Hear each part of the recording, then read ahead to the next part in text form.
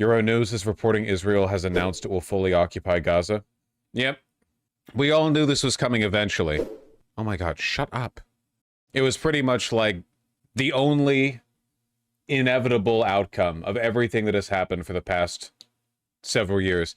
Is that not what's already happening? No, remember they withdrew from their occupation of Gaza some years ago, and instead just guarded a perimeter and shot people who came near it.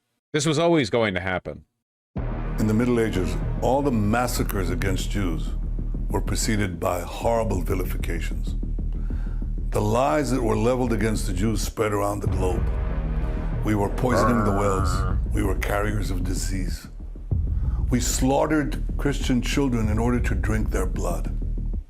And this spread from country to country and created massacre after massacre, culminating in the worst massacre of them all, the Holocaust, in which 6 million innocent Jews were... Feel like you're not really starting off on a good foot defending your military action if you have to go back and say, like, okay, you know how for like 1,000 years people have been really fucking mean to us? Okay, before you take into consideration or even think about what we're about to do, just remember that people have been really shitty to us for a really long time. Okay, listen up, everyone. Before we get into what I'm doing right now, everyone acknowledges that people have been really shitty to us, right?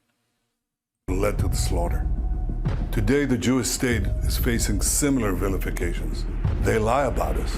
They say that we're deliberately starving Palestinian children. Incredible. He got my ass on this one. I am in fact saying this. I guess that's modern blood libel. That's a barefaced lie. Since the beginning of the war, we have let in almost 2 million tons of food. 2 million tons of food for Palestinian civilians, Palestinian children. That's been our policy. But in the last few months, this humanitarian aid has been interdicted by Hamas looting. David, what do you mean the last few months? You've been making that lie up the entire time. You've been saying that literally from like day one. Literally the entire time you've been saying this. Why the music though? I guess they figure anyone stupid enough to be pro-Israel at this point would also be stupid enough to be swayed by this kind of editing. They steal the food from their own people.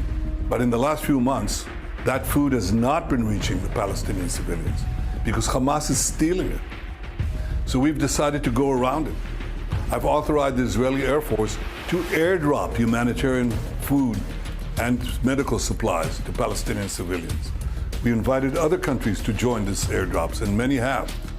We also designated safe corridors through which these trucks can travel without being looted by Hamas or endangered by combat activity. And we're talking now to our American friends about further steps to alleviate any possibility of hunger or the appearance of hunger. We're committed to doing this, just as we're committing to free Gaza from the tyranny of these terrorists. This is going to make him unpopular with Israelis? That's unironically true, by the way. Like, people often point to the unpopularity of Netanyahu as a sign that the Israeli population isn't as bad as him, when in reality, a lot of them think he needs to be harsher to the Palestinians. That's why this is in English. Oh, please, like 80% of Israelis speak English. Many Gazans come to us and they say, help us be free. Help us be free of Hamas, of their terror, of their cruelty, of their tyranny. And that's what we will do. That's great. That's the entire clip? Okay, cool. This is stupid for a bunch of reasons and an obvious lie, but why would airdrop food be less susceptible to being stolen by Hamas than food from a manned and guarded truck? All I can think about when I see stuff like this is I wonder how the Nazis would have used social media if they had had it back in like 1939. You know? Probably would have used it better than Israel does. You don't know how incompetent they were? No, I do. I've talked about it quite a bit. If you know how incompetent they were, it's because you learned it from me, actually. I know everything. Thank you. Nice try. They would for sure call Polish uprisings terrorism. Oh yeah, you would get like cleanly edited videos of Polish civilians throwing like Molotov cocktails at Wehrmacht tanks, and they would be like, the resistance, the uprising in Warsaw has gotten out of hand. You know, the belligerence and violence against innocent German civilians, so on and so forth. Like you would, yeah, it's easy to know like how they would do this. You can look at how the Nazis use mass media like radio. No, but there's a key difference here, because radio waves have a limited travel distance, you know? The German radio propaganda was extremely straightforward and monstrous, same as like Rwandan radio propaganda, because it was being directed at their own people, right? But what if they had Twitter? What if Germany was trying to keep America from joining the war? You know? They would like Russia post. They would be like, this is actually like a European battle. This has nothing to do with America. As a matter of fact, like, honestly, we didn't even start the war. It was ethnic belligerents in the border of Poland who were tormenting ethnic Germans that really started the war. We were just responding to protect our own people. Anyway, like, America, what happened last time you joined a war? World War I? Was that worth it? Huh? Like, it's pretty easy to... Full occupation. Yeah, I don't know. Nothing about this is surprising. No.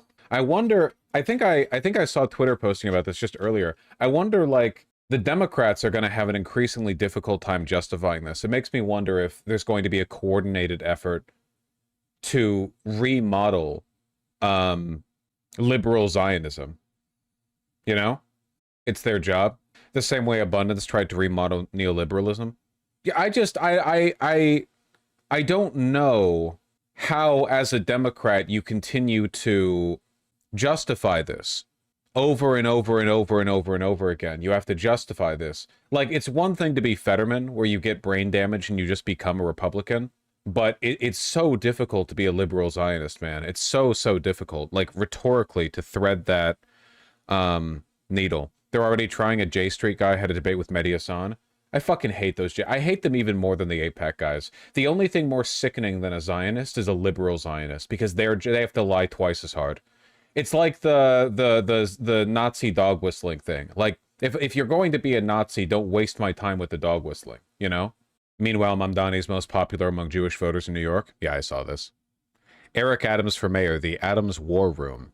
New poll among Jewish voters. Eric Adams, 25%. Cuomo, 21%. Sliwa, 14%. Jewish voters are behind Eric Adams. Aren't you forgetting someone? Great stuff, really.